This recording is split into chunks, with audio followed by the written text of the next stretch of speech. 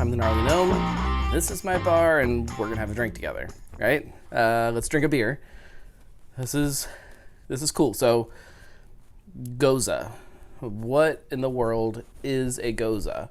Because if you go out there and you just walk up to a random shelf at your favorite beer store, I'm not going to name names because somebody will get mad at me. You go to your favorite beer store, you pick up a bunch of goses. They're all going to taste very differently. And I'm not even talking about the fruited side, which is what we're going to drink is a fruited gose. But just straight up gose, nobody really knows what in the world it's supposed to taste like. It's a style that almost completely went away. Nobody was making it. And then there was a guy that used to work at one of those traditional breweries in Germany that made goses, that recreated the recipe, and then they just kind of rolled with what he said it was supposed to be. And then even from that, it splintered off, especially once you start getting into the craft beer side.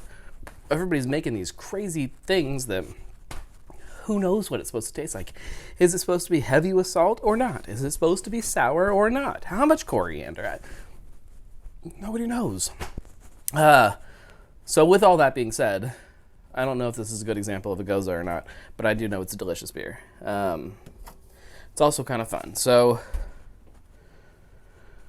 Side Brewing, Braille Ale, which we got to talk about that first.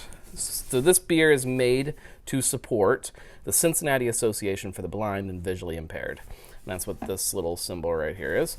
But you notice all this other stuff going on. It's Braille on a can of beer.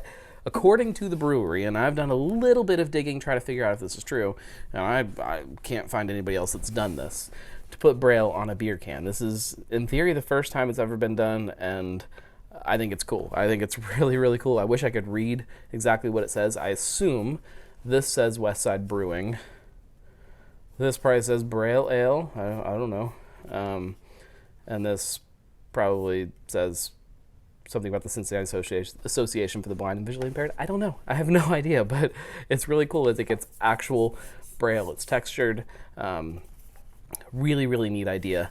In a world where you're surrounded by craft breweries that are always trying to innovate and try new things, not even necessarily on the beer side, but on packaging and collaborations and trying to do something that's different and that helps build a community. It's amazing that nobody has come up with this idea before, and it's a really cool idea. So even before you crack into the beer, this is cool and definitely something that we should be talking about.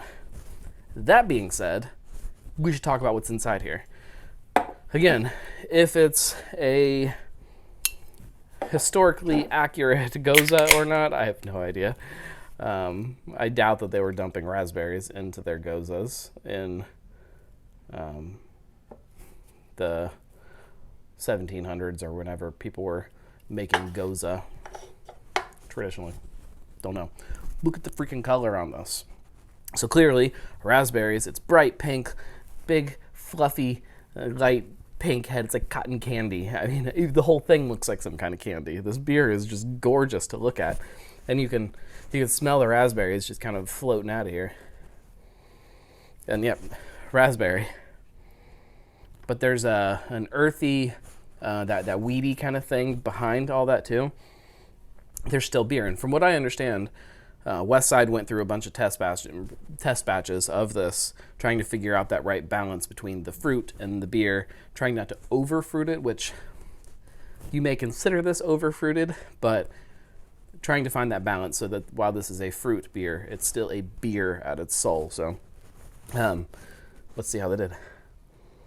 Oh, that smell.